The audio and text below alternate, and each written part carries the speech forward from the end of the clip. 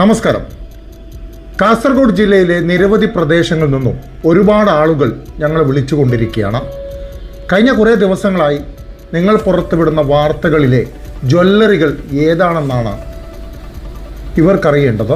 പലരും സ്വന്തം മക്കളുടെ കല്യാണ ആവശ്യത്തിനായി ഇപ്പോൾ നടന്നുകൊണ്ടിരിക്കുന്ന സ്വർണത്തിൻ്റെ വില ഉയർച്ച താഴ്ചകൾ ബാധിക്കാതിരിക്കാനായി ഒരു നിക്ഷേപം എന്ന നിലയിൽ കാസർഗോട്ടെ നിരവധി ജ്വല്ലറികളിൽ നിക്ഷേപിച്ചിട്ടുണ്ട് എന്നാണ് ഇവർ അവകാശപ്പെടുന്നത്.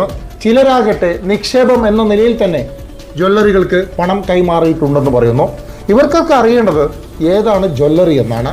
ഈ പറയുന്നവർക്കെല്ലാം ഞങ്ങൾ പറയുന്ന ജ്വല്ലറി ഏതാണെന്ന് കൃത്യമായി അറിയാം. എന്നാലും ഒന്ന് ഉറപ്പിക്കാൻ വേണ്ടിയാണ് ഞങ്ങളെ ബന്ധപ്പെടുന്നത്. ഞങ്ങൾ നിഷേധിക്കാനൊന്നും പോകാറില്ല.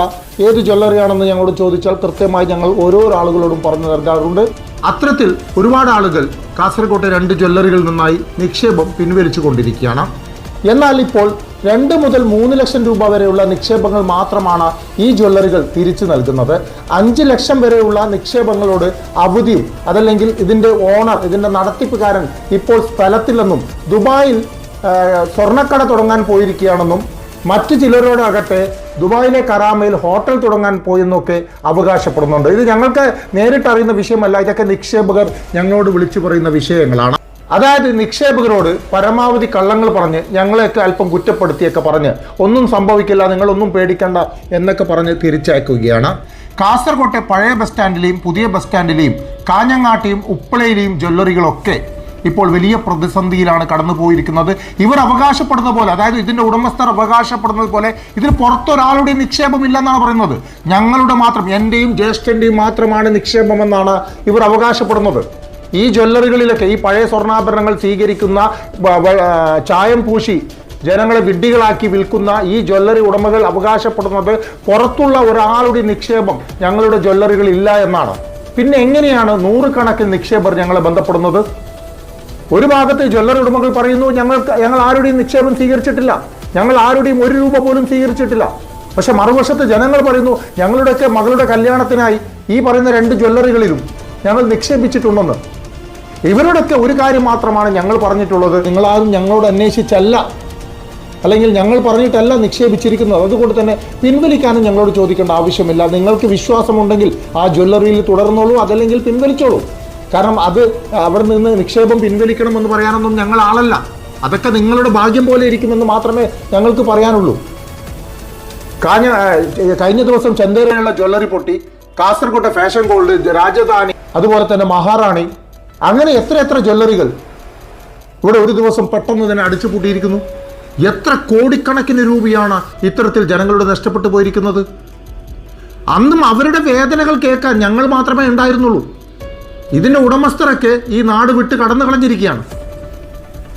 ഇന്നും 1 രൂപ പോലും പൊട്ടിയ ജ്വല്ലറിയിൽ നിന്നും സ്വർണത്തിനായി നിക്ഷേപിച്ചവർക്ക് തിരികെ ലഭിച്ചിട്ടില്ല. മഹാറാണി ജ്വല്ലറിയുടെ ഉടമസ്ഥന്റെ ആലുവയിലെ വീട്ടിൽ നിക്ഷേപകർ പോയപ്പോൾ പട്ടി അയച്ചു വിട്ടിരിക്കുകയാണ്. പട്ടി അയച്ചു വിട്ടു. ഇങ്ങനെ കോടിക്കണക്കിന് രൂപയാണ് കാസർഗോഡ് ആളുകളെ നഷ്ടപ്പെട്ടിരിക്കുന്നത്. ഈ നാട്ടിൽ നടക്കുന്ന സംഭവ വികാസങ്ങൾ മാത്രമാണ് ഞങ്ങൾ നിങ്ങളുടെ മുന്നിലേക്ക് വരുന്നത്. നിങ്ങളുടെ തീരുമാനമാണ്.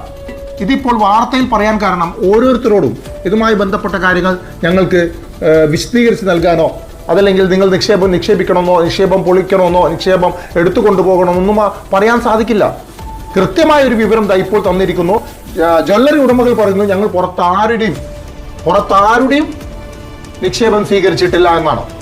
പഴയ ബസ് സ്റ്റാൻഡിൽ ജ്വല്ലറി ആകട്ടെ ഒരാഴ്ച മുമ്പ് യൂട്യൂബർ വെച്ച് പരസ്യം ചെയ്തിട്ടുണ്ട്. അതായത് നിങ്ങൾ സ്വർണത്തിനായി പണിക്കൂലിയില്ലാത്ത നിങ്ങൾക്ക് സ്വർണം വാങ്ങിക്കാനായി ഇവിടെ നിക്ഷേപിക്കൂ, മാസത്തവണയിൽ നിക്ഷേപിക്കൂ, നിങ്ങൾക്ക് എത്ര സ്വർണമാണ് വേണ്ടതെന്ന് നിക്ഷേപിക്കൂ എന്ന് പറഞ്ഞ് കൃത്യമായി ഒരു പരസ്യം തന്നെ നൽകിയിട്ടുണ്ട്. അതേപോലെ തന്നെ പ്രസ് ക്ലബിലെ ആ പഴയ സ്വർണ്ണാഭരണങ്ങൾ സ്വീകരിക്കുന്നതും ഉപ്പളയിലെ ജ്വല്ലറിയും കാഞ്ഞങ്ങാട്ട് ജ്വല്ലറിയും ഒക്കെ എല്ലാ മാസവും എല്ലാവരോടും നിക്ഷേപം സ്വീകരിക്കുന്ന വിവരം ഞങ്ങൾക്ക് ലഭിച്ചിട്ടുണ്ട്. പക്ഷേ ഉടമസ്ഥർ അത് സമ്മതിച്ചു തരില്ല.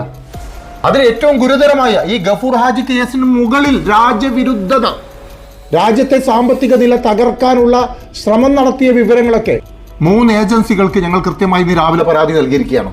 തെളിവുകളടക്കം പരാതി നൽകിയിരിക്കുകയാണ്. അപ്പോൾ അന്വേഷണ ഉദ്യോഗസ്ഥർ കണ്ടെത്തട്ടെ.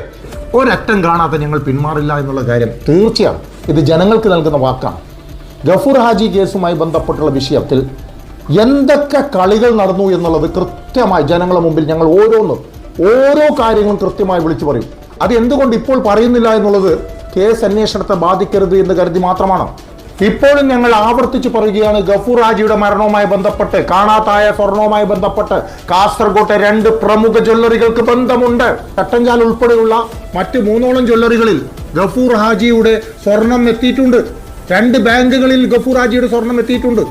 ഇവർക്കാർക്കും നിഷേധിക്കാൻ പറ്റില്ല, ഇവർക്കാർക്കും നിഷേധിക്കാൻ സാധിക്കില്ല.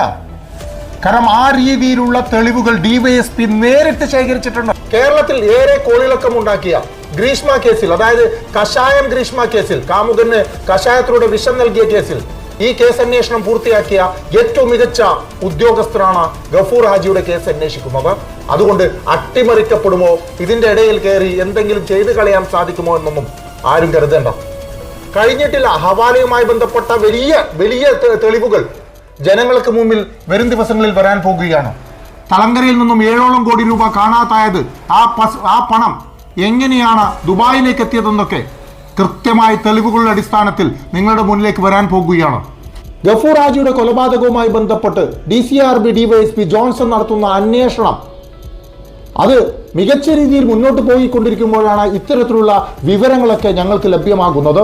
ഒറ്റ പ്രാർത്ഥനയേ ഉള്ളൂ, ഗഫൂർ ഹാജിയുമായി ബന്ധപ്പെട്ട് ആ മനുഷ്യന്റെ കഫം തിന്നവർ, ആ മനുഷ്യന്റെ റൂഹ് പോവാൻ കാരണമായ, ആ മനുഷ്യന്റെ കൊലപാതകത്തിലേക്ക് എത്തിച്ച ആളുകളിലൊക്കെ ജനങ്ങൾ തിരിച്ചറിയണം. ഇവരെയൊക്കെ, ജ്വല്ലറി ഉടമകളെയൊക്കെ കൂട്ടുപ്രതികളാക്കണം. 1.5 വർഷത്തോളം ഈ പാവപ്പെട്ട പൂച്ചക്കാട്ട് നിവാസികൾ, ആക്ഷൻ കമ്മിറ്റി അംഗങ്ങൾ, ഗഫൂർ ഹാജിയുടെ കുടുംബം, മക്കൾ, ഇവരൊക്കെ കരഞ്ഞുകൊണ്ടിരിക്കുമ്പോൾ ഈ ജ്വല്ലറി ഉടമകൾ സന്തോഷം കൊണ്ട് ആഹ്ലാദിക്കുകയായിരുന്നു. കേസൊക്കെ തീർന്നു കഴിഞ്ഞു, കേസൊക്കെ പൊട്ടിപ്പോയി. ഇപ്പോഴും അവർ കരുതിയിരിക്കുന്നത് എന്തുകൊണ്ട് ജിന്നുമയെ അറസ്റ്റ് ചെയ്യുന്നില്ല, എന്തുകൊണ്ട് ഇവരാരെയും അറസ്റ്റ് ചെയ്യുന്നില്ല എന്നുള്ള ഒരു ആശ്വാസത്തിലാണ് ഇവരുള്ളത്. ആശ്വാസത്തിന് അധിക ദിവസങ്ങൾ ബാക്കിയില്ല എന്നുള്ളത് ഞങ്ങൾ ജനങ്ങൾക്ക് നൽകുന്ന ഉറപ്പാണ്. തിങ്കളാഴ്ച നൽകുന്ന വാർത്തയിലൂടെയെങ്കിലും ഇതുമായി ബന്ധപ്പെട്ട കൂടുതൽ വിവരങ്ങൾ ജനങ്ങൾ, അതായത് ജ്വല്ലറി ഉടമകളുടെ പേര്, ജ്വല്ലറികളുടെ പേര് എങ്കിലും നൽകാൻ സാധിക്കുമെന്നൊരു വിശ്വാസത്തിലാണ് ഞങ്ങൾ. കാസർഗോഡ് നിന്നും ആ പഴയ സ്വർണ്ണാഭരണങ്ങൾ സ്വീകരിക്കുന്ന ജ്വല്ലറി ഉടമയും മറ്റ് പഴയ ബസ് സ്റ്റാൻഡിലെ ജ്വല്ലറി ഉടമയുടെ മകനും ഇപ്പോൾ ദുബായിലെത്തിയിട്ടുണ്ട്. അവർ രണ്ടുപേരും സൂക്ഷിക്കുക. കാരണം നിങ്ങളെ വിഡ്ഢികളാക്കാൻ വളരെയധികം സാധ്യതയുണ്ട്. അവർ മുന്നിൽ വെക്കുന്ന ഓഫറുകൾ, അവർ മുന്നിൽ വെക്കുന്ന മറ്റു കാര്യങ്ങളൊക്കെ സൂക്ഷിച്ച് കൈകാര്യം ചെയ്യുക. ഗഫൂർ ഹാജിയുടെ ജീവന്റെ വിലയിലാണ് അവർ ഇന്ന് നിങ്ങളുടെ മുന്നിൽ നകളിച്ച് നടക്കുന്നത്. ഇനി മോഷ്ടിക്കപ്പെട്ട മുതലാണെങ്കിലും അപഹരിക്കപ്പെട്ട മുതലാണെങ്കിലും എന്താണെങ്കിലും ഞങ്ങൾക്ക് കുഴപ്പമില്ല എന്ന് ചിന്തിക്കുന്നവരുണ്ടെങ്കിൽ അവർ ആ വഴിക്ക് ആഘോഷിക്കുക, ആ ജ്വല്ലറി ഉടമകളുമായി ആഘോഷിക്കുക.